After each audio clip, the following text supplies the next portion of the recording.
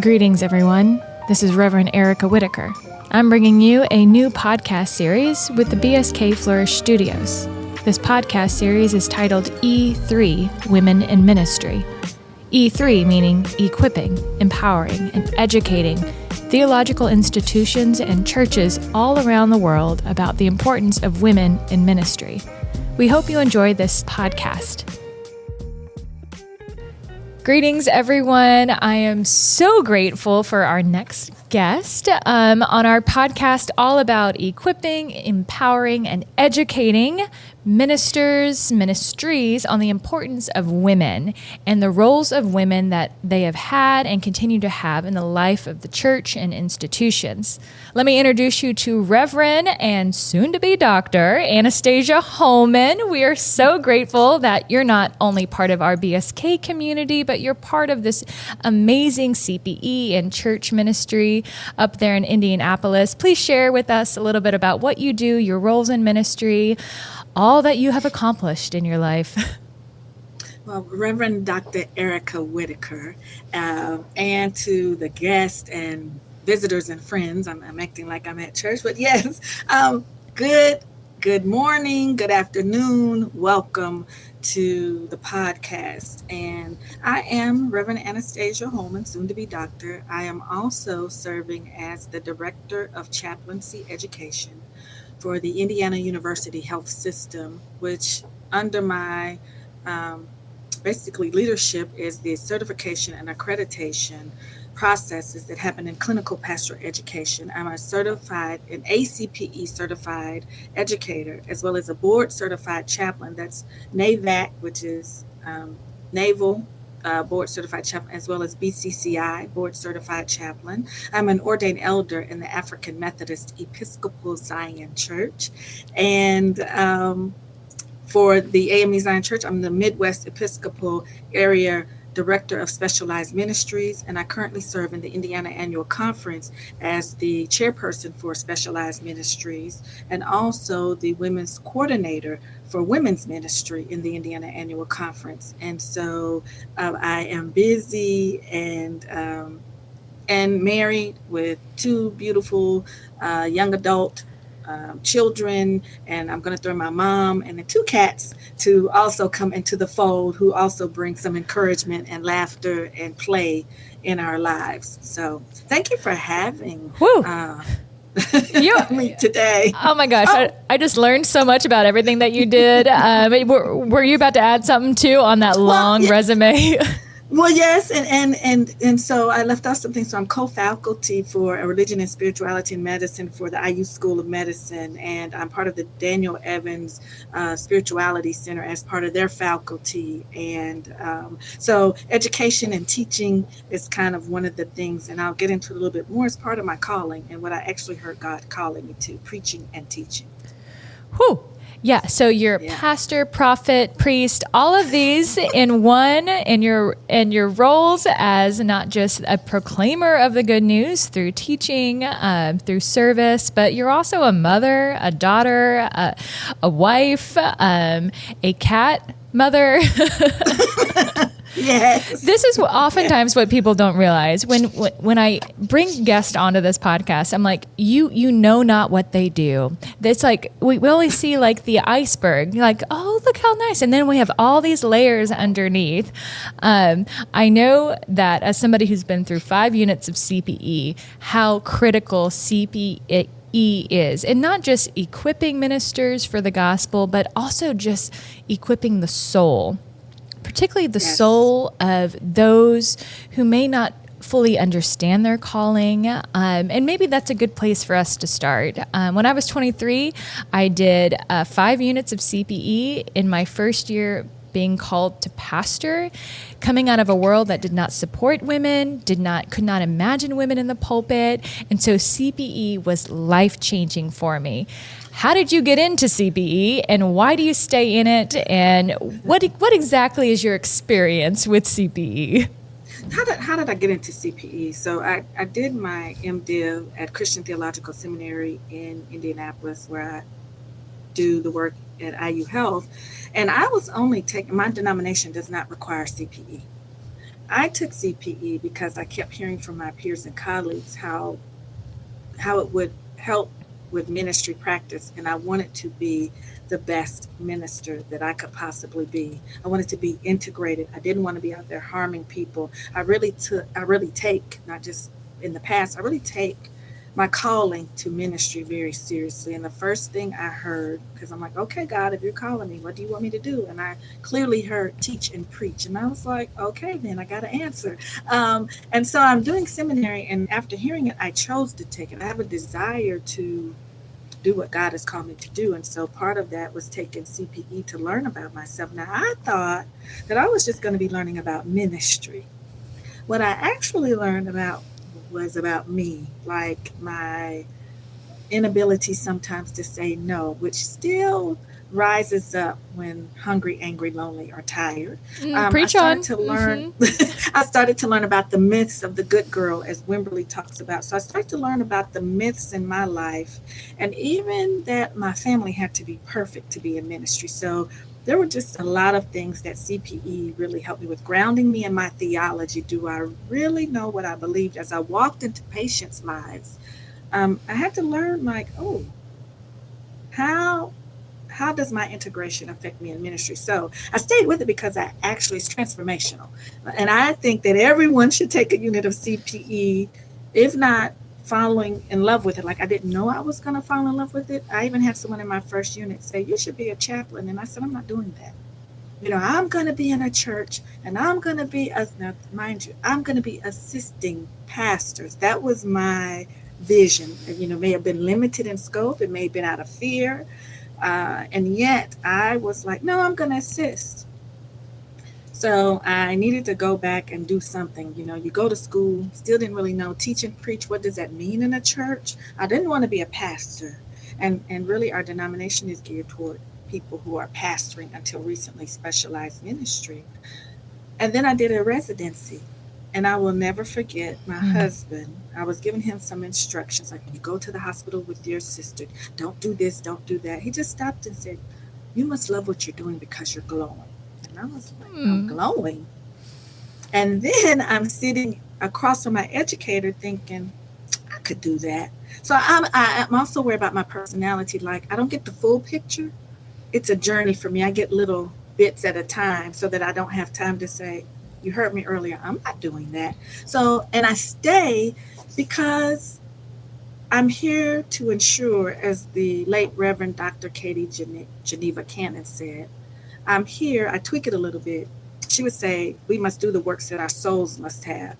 I say that I'm here to create a space where students, future ministers, and leaders can find the work that their souls must have. And so that's why I stay, even on the days I want to give up.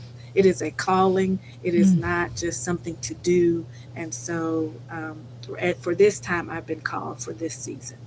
Thank you for asking. Oh gosh, I love that, and I love the idea around creating space.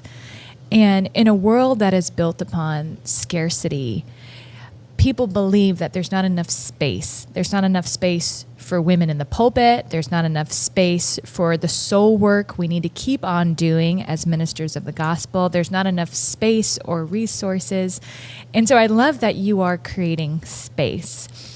And I'll follow that up with, where are some challenges of creating space, particularly for women of color, in a world that often closes off spaces? How have you navigated that in your calling? How do you empower and continue to create space, sometimes space out of no space? Can you just share a little bit about your experience around that?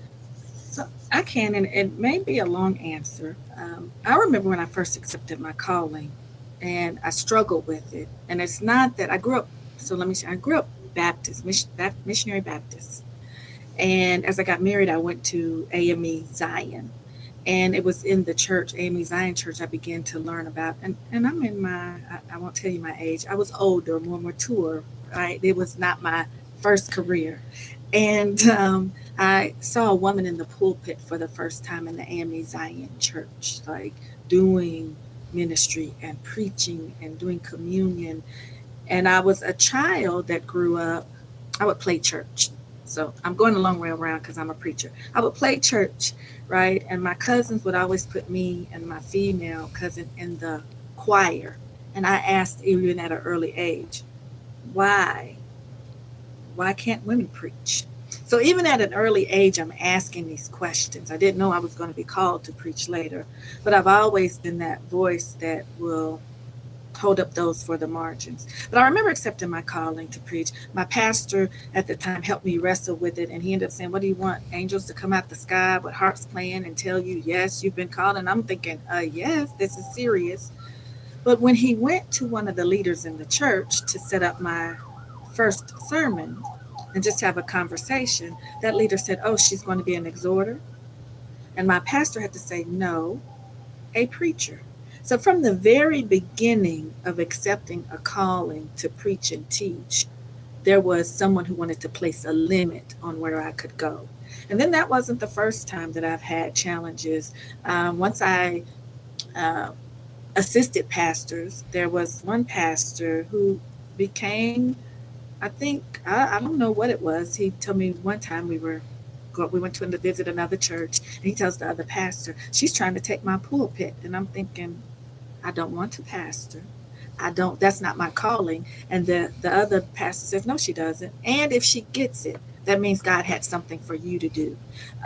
So, and I remember one time I was preaching, two leaders got up and walked out as I was preaching at a conference. They got up and walked out. I saw it out of the corner of my eye. But I did have a pastor who taught me, you preach for one like you preach for 100,000. And so my job at that moment was to preach the word of God, regardless of who was in there and who was not.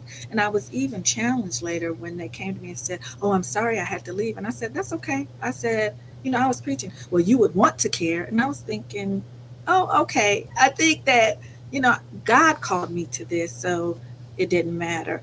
I do remember one day I was in seminary. There was politics going on in the church with some of these same leaders, and I'm in seminary, in the bookstore, and I was like, "God, I need help." And I look on the bookshelf, and there is a book by Reverend Dr. Teresa Fry Brown, "Can a Sister Get a Little Help? Encouragement for Black Women in Ministry." And when I opened the book, I didn't flip through the pages. I opened the book. It fell on the chapter entitled huh, Landing on the Shore While Swimming with the Sharks. But, What? yes, I'm sorry, it was swimming with the sharks, but safely reaching the shore. And she talked about this political navigation and how women may not be seen as equals, but how sometimes they may be seen as beneath the persons, or also to be taken advantage of because they're women. Not the helpmate we were created to be, but maybe walk behind, sit behind, do as you're told. The patriarchy and hegemony and that shows up in spaces because of politics and systemic evils, even in the church. And so I started buying that book for women who were coming up after me. I was like, "You need to read this. You need to read this." She just talked about being a woman in ministry and what that looks like. Dear me. Yes. Oh my goodness. Yeah. It is these stories, these moments that one just light that fire once again within my own spirit. As somebody who, as a woman who struggled for decades, not just trying to find my place in the church, but tried to convince people, particularly white men, that I have a space. But I also realized that I don't have to convince anyone. I don't. I just have to live into the calling. And then I had to work through the trauma of all that. So when I first started CPE, I was so angry. I could have just murdered these men who just kept putting up roadblocks, creating trauma in the church. And I knew that I wanted to be a pastor. I also knew that I was called to be a pastor. My motivation, however, came from the wrong place. I wanted to prove that I could not just pastor, but I could pastor better than these men. I tell people I became a pastor for the wrong reasons. I stay a pastor for the right reasons. Amen. Exactly. And those sharks, I found myself becoming a shark to some degree. And I was becoming the very monsters that I was fighting against. And CPE, gosh, not only softened my heart, but created space for me to forgive and to also create space for other people. And so talk to me about, I mean, you're in this work, you obviously have carried trauma, experienced trauma and challenge, not only in your calling, but navigating that with women, with men, and creating space through this program of CPE. Can you share a little bit of just your wisdom, what it's like swimming with these sharks? You know, I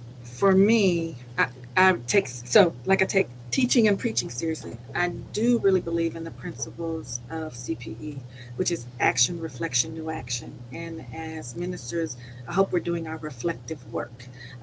So that's one part of the wisdom. The other part, I would say, is what you said.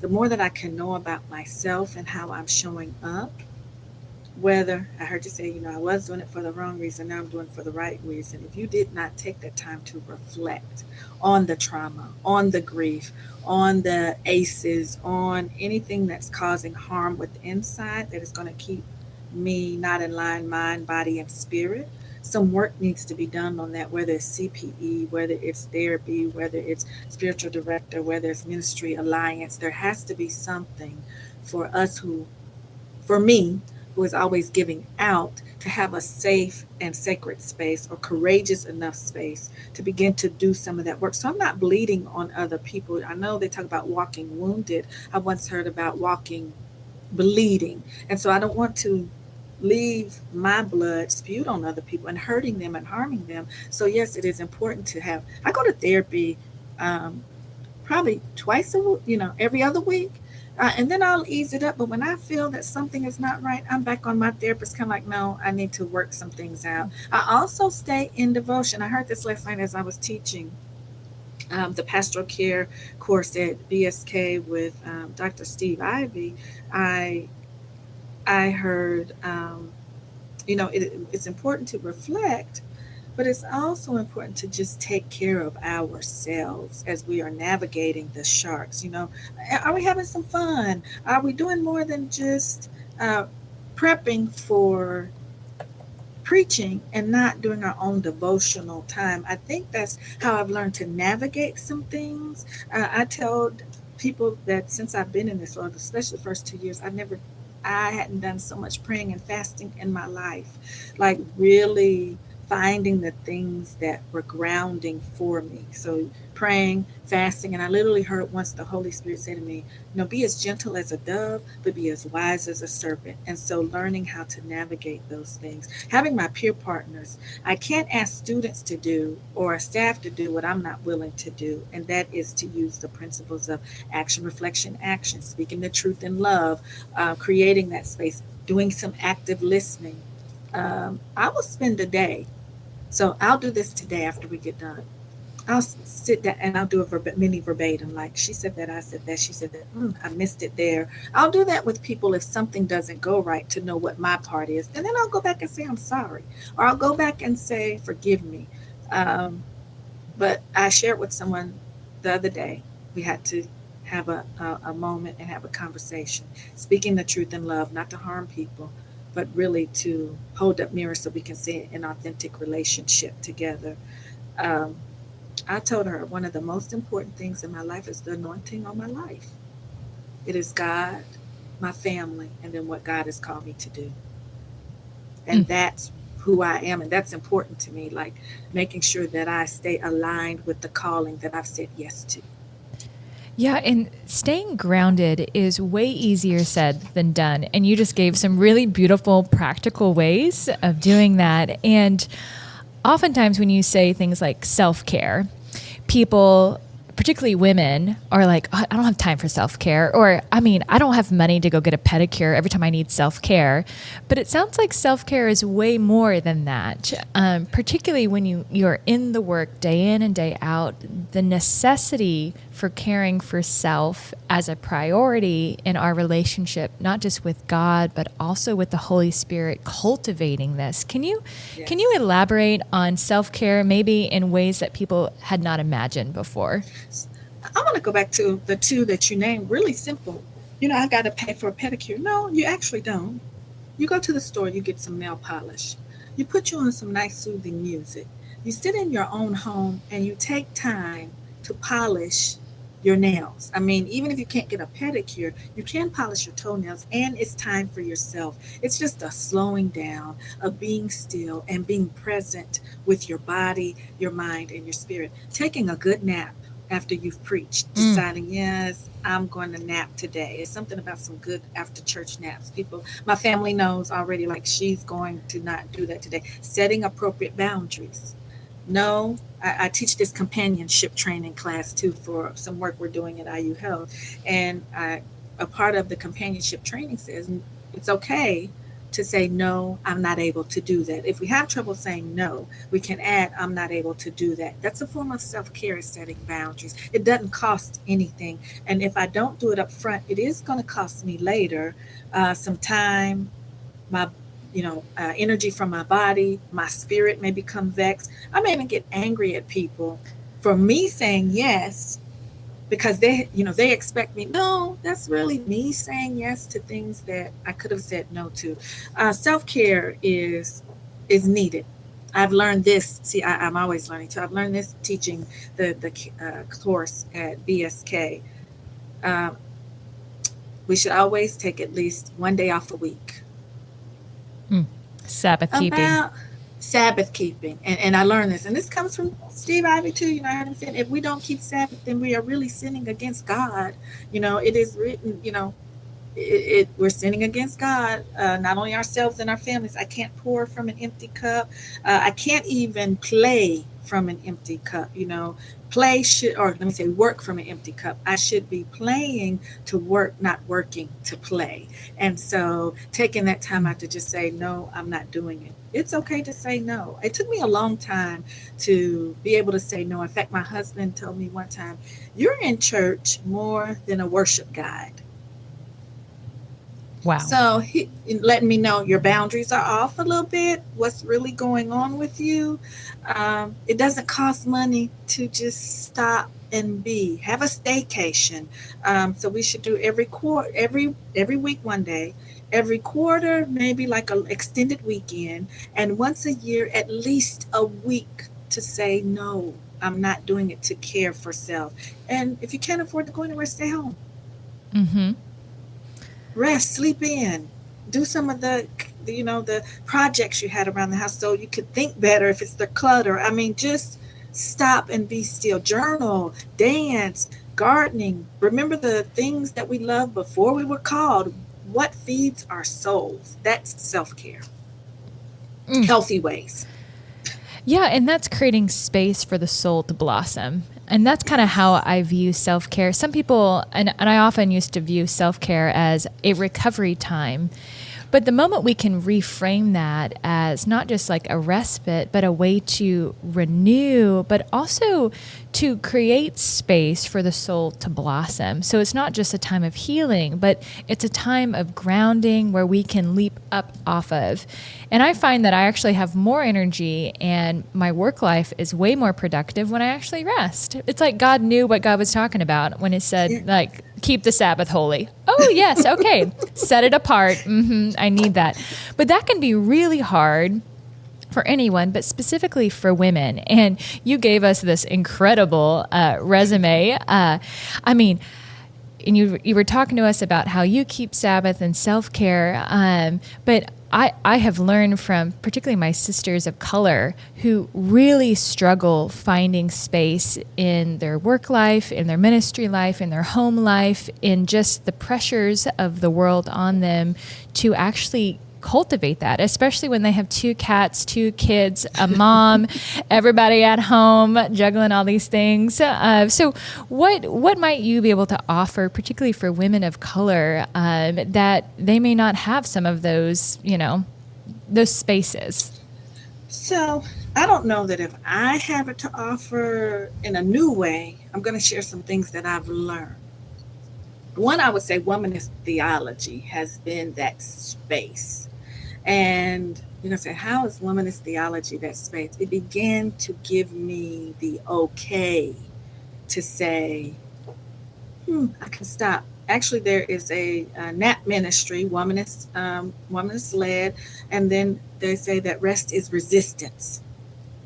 Stopping and self-care is resistance. So a space is really knowing my worth. And so womanist theology gave me the God talk and the language to begin to say, I'm worth stopping. It helped me to look at stereotypes and tropes that stated, that I had to do all this work, while being a strong Black woman for some may be healthy. I have found it in the research that I've been doing that being a strong Black woman, and Reverend Dr. Shanika Walker Barnes does a lot of this work in her book, Too Heavy a Yoke, the strength of Black women in her book. So reading womanist talk and theology has just been helpful with that. And it talked about, instead of being a strong Black woman who is healthy, to be a strong Black woman who is confined and not able to live out calling because we're broke down, mind, body, and spirit. And when I say broke, this is a term she uses, walking with broke feet. And until I think that Black women, until we can say, I'm not walking with broke feet anymore. Let me say that over so you can splice it. Until we say, I'm not walking with broke feet. In fact, I'm going to wear the right size shoes. And so womanist theology created this space, like, it is okay. I don't have to do all of that. And to begin to, and CPE taught me to begin to pay attention to your body. And let me say this, I've also learned it from my own trials and tribulations of being sick, because I have worked so hard and worked myself to a place of sickness that now I listen to my body. If my body says we're done for the day, I'm done for the day. The work will be there when I get tomorrow. If the Lord wakes me up tomorrow, trust me, when I get to my office at IU Health, all that stuff will be there. When my daughter has an issue, it will be there. I can deal with it when I talk to my daughter on, that day. I'm going to pray. I'm going to go to bed. I'll talk to her tomorrow. Give me the words to say. Help me to active listen to her. Dealing with grief and trauma. And so that's what my dissertation is going to be about, the how to help Black women recover from racial and institutional trauma, and just look at that. I think that is a part, just as you said, creating space for that work to be done, to say, I'm stopping and I'm going to recognize and honor the Imago Dei that I am. Thank you for sharing that, particularly from womanist theology, which is a very new theology, although it's not very new, but it is new to particularly white people, particularly feminist theologians who have really done a great job cultivating a perspective from what it's like as a woman, but have often left out the non-white perspective, the people of color. And so this is an important perspective, an important dimension that is really essential for understanding not just how God is operating in the world, but how God is calling us to be as we are created to be. And you speaking aloud the value of living into our own worth as a loved child of God, particularly in a system that has perpetuated for hundreds of years the burden on Black women, breaking their feet, and then expecting them to carry the burden on their own. You mentioned trauma, and that generational trauma that is inflicted particularly on Black women. How are you navigating that in your dissertation? You're teaching this beautiful class at BSK. You're doing it from your own lived experience. What are some nuggets that you might be able to offer from the perspective of trauma and healing? So I'm learning that it's recovery. and not necessarily healing. So how can I recover from what the wound that was inflicted? And what I'm learning, it takes community. It takes people willing to be a witness to the trauma, so that it can begin to recover, not uh, make light of it, not push it away, not ignore it, but really deal with it. And when I think about, as you say, intergenerational trauma, church trauma, um, society trauma, COVID caused trauma, reliving everything we saw during that time, even if we say, oh my gosh, this is happening. Um, Black, all of the things happening to black folks in this country, it's been happening. So even have to relive that when people say, oh my gosh, it's another pandemic. No, it's been one. Where have you been? That, induced trauma. So making space to deal with it. And I don't know that, what I'm learning, I don't know that churches deal with trauma. I don't know if I went to a seminar because I'm teaching the class with Mark about trauma for BSK. Um, Now, theological education is thinking about trauma in school. So, what trauma do professors have? What trauma do students have? And so they're beginning to do research on it. I think it is an untapped field. And so now that it's really beginning to make waves, people are paying attention to it, even though it has been here for a very long time. What I am learning, that I really, Sheila Wise Rowe, she was in Louisville the year before last at the Festival of Fates, and I got to hear her speak. But when I read her book, it was really an eye opening, and she lifted up a theory called racial battle fatigue. And anytime that I, as a black woman or black people or people embodied in brown and black skin, have to navigate microaggressions, racial trauma, institutional trauma, environmental trauma, but just have to decide whether we're going to engage it or not, that's a form of racial battle fatigue. It is exhausting. And so making that space for people to have their stories heard, people to really be listened to, sometimes just sharing the story like we're doing now, just even talking to you is like, oh, this is, somebody else sees it's real. To hear your comments about this is happening in society as a white woman, Euro-American woman, to really name that, puts me at ease and helps me to feel like, somebody else gets it. I'm not out here alone. And so witnessing the trauma is one way to help it recover. Wow. Rhodes does such an amazing job talking about trauma, and her research on how trauma is even passed through the bloodlines, the generations, is really profound.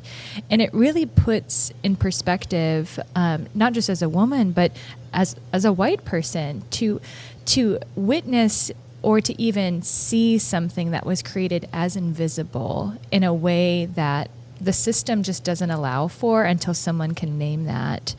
And so just naming the trauma and diminishing the power that those wounds often have over us, so that we can be in community. Even if I can't know 100% what it's like to be a black woman, because I'm not a black woman, I can at least stand beside you and bear witness with you in a way that I may not have been able to do if we weren't in community.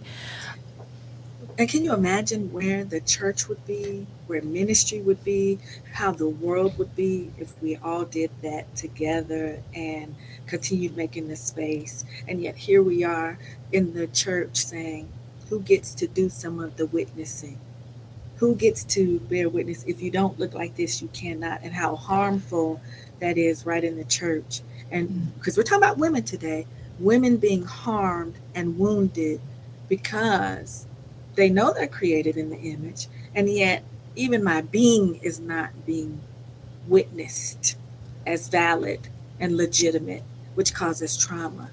But can you imagine if we stood up and bear witness to each other's being, what that would be like? Yes. And I don't have to speak for you. And I also don't have to empower you, because the Holy Spirit's doing that work within you.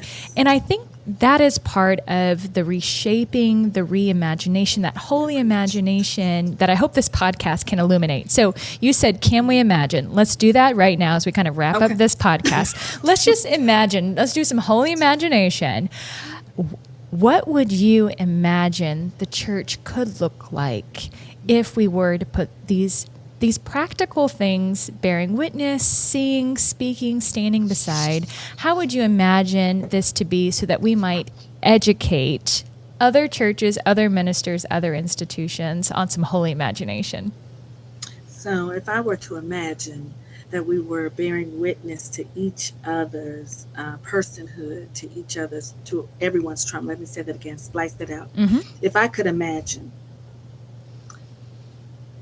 that ministers, congregations, communities were bearing witness to each other's trauma. I believe that because we're talking about Christian Jesus, I believe that Jesus' mission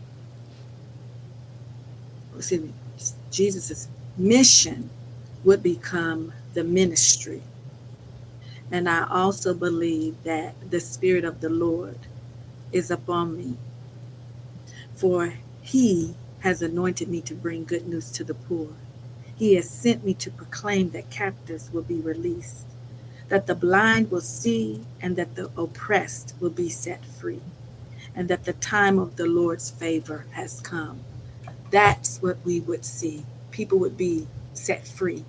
They would be able to see, not just in the physical, but in the spiritual, and see each other. And that it would be the time of the Lord's favor, because we will be walking in the way of God and God's Spirit. And we are to do what? Love God and love our neighbors as ourselves. And so that's what I would imagine. You just quoted the brown-skinned, big-bellied Mary. And I love her Magnificat and the importance of that, not just in this season of Advent, but in all seasons where we have to walk through the tension, through the conflict of what is and what could be. And oh my goodness, Reverend soon-to-be Dr. Anastasia Holman, I am grateful for you. Was there something else you wanted to say? Yes. Mm-hmm. Yeah, if you want to use this is what I would say in CPE. The Spirit of the Lord is upon me, for she has anointed me to bring good news to the poor.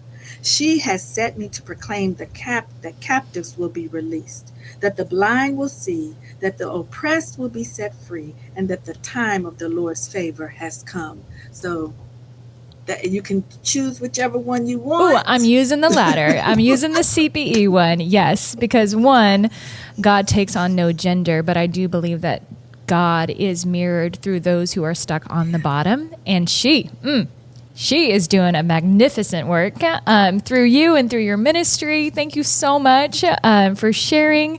You've add this richness, not just to our BSK community, but to God's kingdom come on earth as it is in heaven. Thank you so much for living into your calling and empowering not just women, but also men to continue to see from below and to embrace their calling from below as well. Is there anything else you'd like to share before we wrap things up? Yes, I would. Okay. Thank you, Dr. I say your whole name because that's fine. But I want to say, because you're working for it, the Reverend Dr. Erica Whitaker, thank you for your voice, for seeing people regulated to the margins. May you be blessed. May everywhere that you go, may your feet, that you plant your feet, be blessed. As you bring women into this sacred, courageous space, may transformation take place in your life and in the lives of others. Ashe. If you've enjoyed this podcast, I hope you will take a moment to make a contribution so that we can continue to make excellent content like this podcast and so many others that we have planned. You can do so by going to bsk.edu and click on the Give button. Thank you so much for your support.